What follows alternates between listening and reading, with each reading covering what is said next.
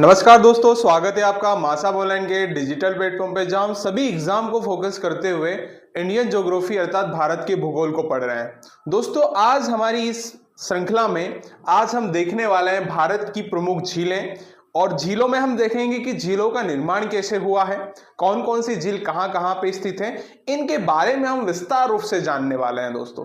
तो आप तसल्ली के साथ पेन कॉपी लेके बैठ जाइए मेरे साथ, और हम शुरू करते हैं झीलें। तो दोस्तों, मैं अगर झीलों की बात करूं तो झीलें एक ही नदी का ही एक पार्ट, मतलब कि एक नदी से निकलने वाला एक हिस्सा होता है जो कि एक पानी का सोर्स होता है, यानी कि जल का स्रोत होता है। ठीक है, तो हम इसमें क्या क्या चीजें देखने वाले हैं दोस्तों।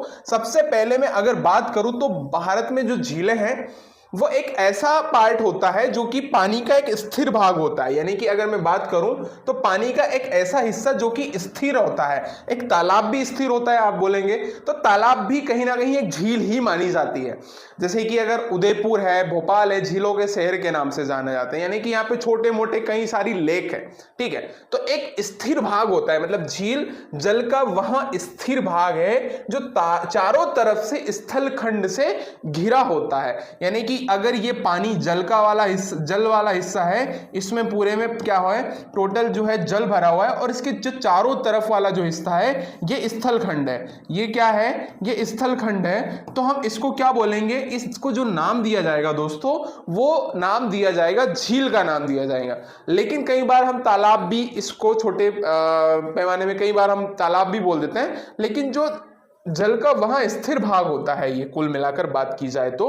ठीक है, तो इतना समझ में आया कि जल का वहां स्थिर भाग जो चारों तरफ से स्थल खंड से घिरा होता है। किससे घिरा होता है? स्थल खंड से घिरा होता है दोस्तों। चलिए आगे देखते हैं। आगे की तरफ अगर हम बढ़े कि भारत में कौन कौन सी प्रमुख झीलें हैं और उनके क्या क्या प्रकार है, मतलब इसका जो निर्माण हुआ है दोस्तों वो कैसे हुआ है। जैसे कि अगर हम पहले ही देखते हैं कि इसमें नाम आता है विवर्तनिक झील, है ना। पहले नाम क्या है? विवर्तनिकी झील का नाम आता है। ज्वालामुखी क्रिया से निर्मित कुछ झीलें हैं। कुछ झीलें लैगून झील होती है, हिमानी द्वारा निर्मित झील होती है, वायु द्वारा निर्मित झीलें होती है। मतलब यहाँ पे जो झीलों का निर्माण हुआ है वो कई अलग अलग प्रकारों से हुआ है।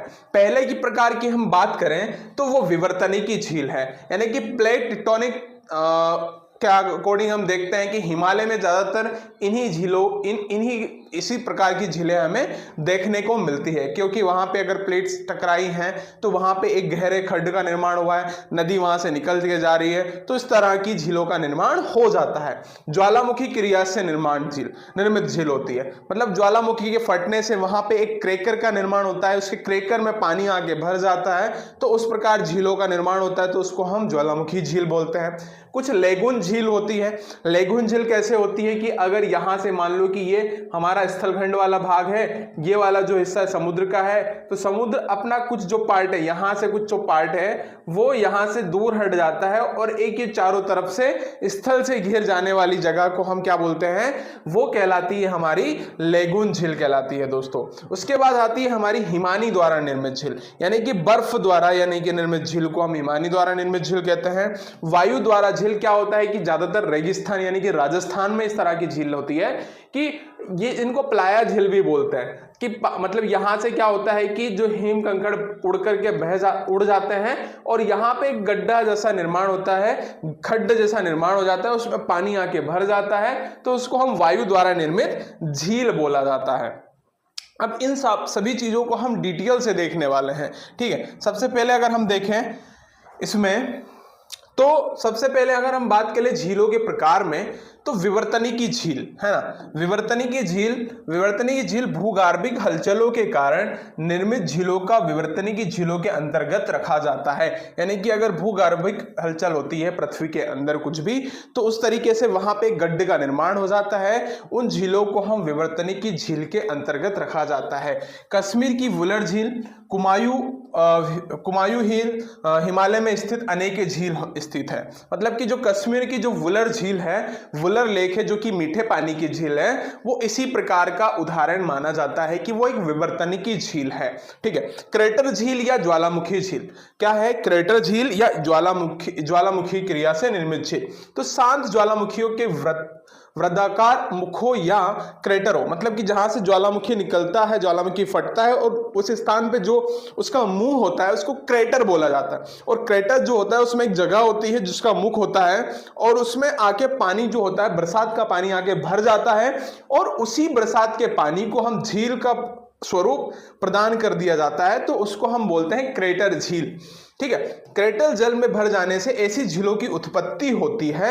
इसका प्रमुख उदाहरण महाराष्ट्र की बुलडाना झील की बुलडाना जिले के लोनार झील इसका उदाहरण मानी जाती है। ठीक है, यानी कि लोनार जो झील है वो इसी का एग्जाम्पल मानी जाती है। कई सारी उल्का पिंड झील भी होती है कि कई बार क्या होता है कि उल्का टकराने से एक पृथ्वी के अंदर एक गहरे खड्डे का निर्माण हो जाता है, उसमें बरसात का पानी आके भर जाता है, उसकी वजह से भी झील का निर्माण होता है। तो कई प्रकार से हम देखा जाता है, तो उल्का पिंड से टकराने की वजह से भी झीलों का निर्माण होता है दोस्तों।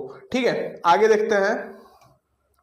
आगे इसमें हम बात करें तो लेगुन या अनुप झीलें, जैसे कि चिल्का झील जो है वो लेगुन झील है एक तरह की। किस तरह की झील है दोस्तों? ये लेगुन झील है। तो चिल्का झील उड़ीसा में स्थित है, ये खारे पानी की सबसे बड़ी झील है भारत की। पुलिकट झील आंध्र प्रदेश में है, कोलेरू झील आंध्र प्रदेश में है। और जो लेगुन झील होती है उनका निर्माण कैसे होता है? तो इनका समुद्र के द्वारा होता है, इसीलिए ये जो जितनी भी लेगुन झील होती है वो खारे पानी की झील होती है। कैसे होता है कि अगर ये हमारा भारतीय भाग है और इसमें कुछ जो हिस्सा होता है वो समुद्र का यहां से आके कट जाता है और यहाँ पे झील बन जाती है। ठीक है, अब आते हैं हमारे अगर बात करें हिमानी द्वारा जितनी भी झील होती है, देखो लेगुन होती है खारे पानी की झील और हिमानी द्वारा जितनी भी झीलें होती हैं वो होती है खारे पानी मीठे पानी की झील। तो ताजे या मीठे पानी की झीलें जिनमें नदियों के माध्यम से निरंतर ताजे जल का प्रवाह होता है, मीठे पानी की झीलें होती है, क्योंकि इनमें विभिन्न प्रकार के लवणों का जमाव नहीं होने के कारण। देखो हिमानी जो झील होती हैं वो ज्यादातर हिम बर्फ से इनका निर्माण होता है, यानी कि नदियों का प्रवाह जो होता है कंटिन्यू इसमें होता रहता है, मतलब इसमें जो जल होता है वो कंटिन्यू यहाँ से बाहर अंदर होता रहता है।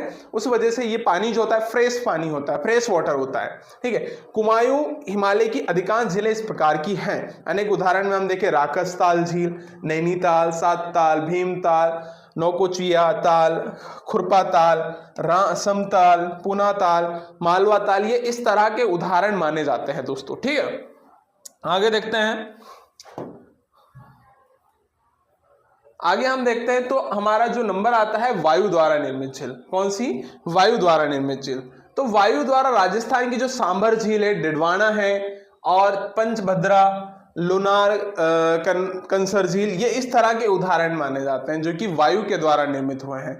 ब्रिंसन द्वारा बनी झीलें भूगर्भीय हलचलों के कारण धरातल के किसी भाग के नीचे धंस जाने के कारण ऊपर उड़ जाने से बनी बेसिनों में जल भर जाने के परिणाम स्वरूप ऐसी झीलों का निर्माण होता है। मतलब भ्रंश के कारण या तो ऊपर धंस जाता है या ऊपर उड़ जाने की जो स्थिति उत्पन्न होती है उसके द्वारा भी झीलों का निर्माण होता है दोस्तों। ठीक है, वायु द्वारा निर्मित झीलें, ठीक है, ये डबल हो गया, रिपीट हो गया। दरार घाटी झीलें धरातल की दो समांतर दरारों के मध्य, है ना, भाग के नीचे धंस जाने से उसमें जल भर जाता है, उसकी वजह से भी झीलों का निर्माण होता है। और इसको इजराइल का मृत सागर इसका उदाहरण है। ध्यान रखना, इजराइल का जो मृत सागर है वो दरार घाटी झील का ही उदाहरण है। खारे पानी की झील, जिन झीलों में बाहर से पानी आकर मिलता है किंतु निकलकर बाहर नहीं जाता, तो वो प्रायः खारी झीलें होती है। कैस्पियन सागर विश्व की सबसे बड़े खारे पानी की झील है दोस्तों। ठीक है, आज हमने एक शॉर्ट वीडियो में, मतलब एक शॉर्ट वीडियो बनाया है जो कि झीलों को लेके है। बहुत ही जल्दी हमने इस चीज में डिस्कस कर ली है। एक आपको सिर्फ आइडिया देना था कि झीलें कितने प्रकार की होती है। आने वाले वीडियो में हम कुछ इस तरह के वीडियोस को बनाएंगे जो कि आपको एक जल्दी से जल्दी हम काफी चीजें उसमें समझ लें। तो हम मिलेंगे नेक्स्ट वीडियो में एक नेक्स्ट छोटे से वीडियो के साथ में। ठीक है, आज के लिए इतना ही काफी है दोस्तों। थैंक यू सो मच, धन्यवाद।